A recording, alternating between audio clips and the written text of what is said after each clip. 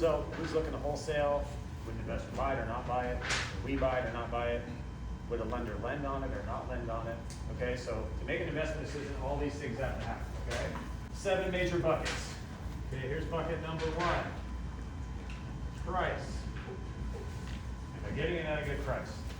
So in 2021, you know, like you were saved by valuation, you're saved by appreciation, right? So people could kind of get a bad price or not the best price, and they could still have appreciation where they got out of a flip and they didn't really learn the skill. Anybody in here play sports growing up? Play sports now? Yeah. There's only one thing worse than a loss. You know what that is? What? Yeah, that's part of it. What's the one thing what's actually worse than a loss? To me, it's playing poorly and winning. If you play poor and you win, that's dangerous. Anybody ever coach a team? You're getting still. Everyone's got. Oh, I have momentum. I'm doing well. It's like, no, we got lucky. In 2020, 2022 and up, that was a lot of the world. A lot of people just got real lucky. Okay. So price, you cannot mess around with. It's not the only thing, but it's so critical. Purchase price in relation to value. So it's like if I use the word value, it's in relation to current values, not future values. Current values. Okay. So when you look at comps in real estate, you only look one direction. What's sold, which is always past. And what's pending is what's happening, and then what's on market is just directional, but it's not pricing. Doesn't mean anything. Okay, so it doesn't matter. So price, relation to current value.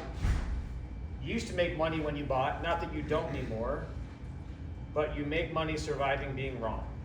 Okay, so how do you avoid being wrong? Which is really important. Number 2 is your rehab, your construction. This is how to flip, right? But also for leasing or renting or refinancing, rehab has to be dialed and somewhat defined. So we'll go through some of that stuff. I know some people do construction here, do some rehab. You're saying you do some rehab work. I mean, we template in general per property, depending on the price point, just about $80 a square foot for internal. Okay, just for internal. So if you're going to desktop comp stuff, which we'll do today, desktop value, about 80 a square foot. Also very hard to get out of a property for less than that, including roof, electrical, plumbing, mechanical, structural stuff that has to happen in a lot of these deals. How's it going? Grab a piece of paper, we just started, so. All right, so rehab, cost per square foot can really, really vary, especially does that include landscape, does it include hardscape? Especially right now, those things really matter in properties, and so is, yeah, they matter. Holding cost. Okay, how long are you holding it, and what's the cost? Most people in the flip space are using leverage. Okay, this would be hard money, which we do. So hard money loans, maybe some private money. But does that include your insurance? Does that include your taxes?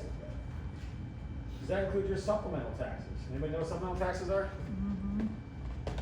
Well, that's what the city decides. We decide it's worth this much, so we're going to charge you a supplemental tax bill that is in relation to the current values of how we see them.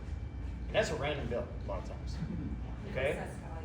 A reassessed value. So like, there we go, retitled. Yeah, so here we go.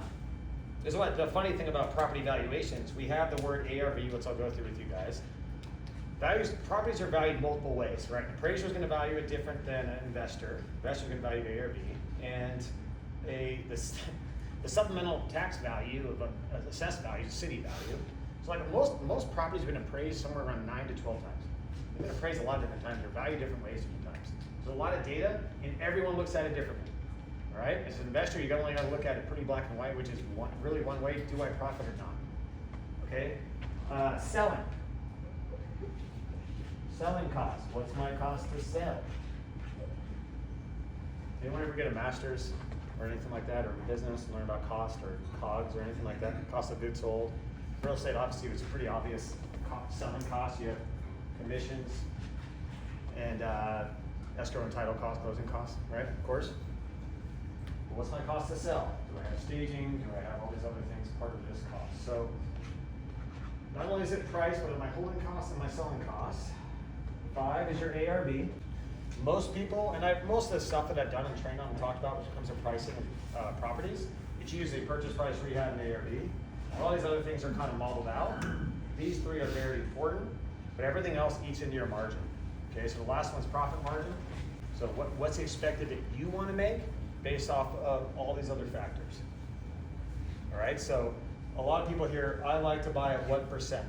Right? People say, I like to make 10%, I like to make 8%. I always ask, of what? You know, of what number?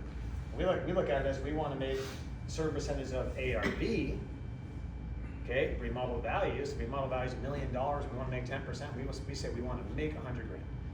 If you're 8% of that number, whatever, but a lot of people, or is it percentage of your cash outlay? Like what's the percentage you're looking to make? I think an easy way to look at it is what's your percentage you want to make of ARV, okay? And then 7 is all the risk factors. Okay, this is another huge bucket, is the risk. So risk factors, what could go wrong? All right, what could go wrong? Could it sit too long?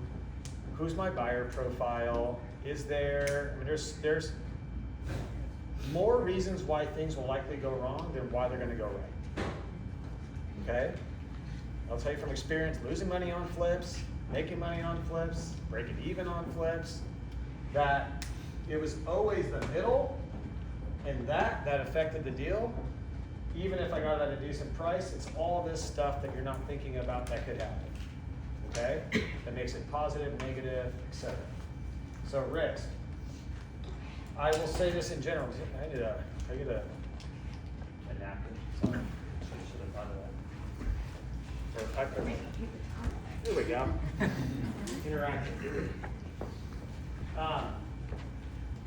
You need to be a lot more pessimistic than optimistic.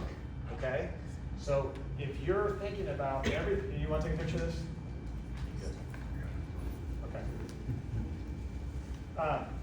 The amount of pessimism needed to make a decision is substantially more than your optimism. There's always going to be reasons why you could do something if you're well capitalized and have construction and all those things. But ultimately, like, you need to be thinking about the deals you don't do, not the ones you do. Because coming across your desk could be hundreds a day if you know where to look for them, okay? So because of that, it's really deciding, like, what are the things I don't want to do?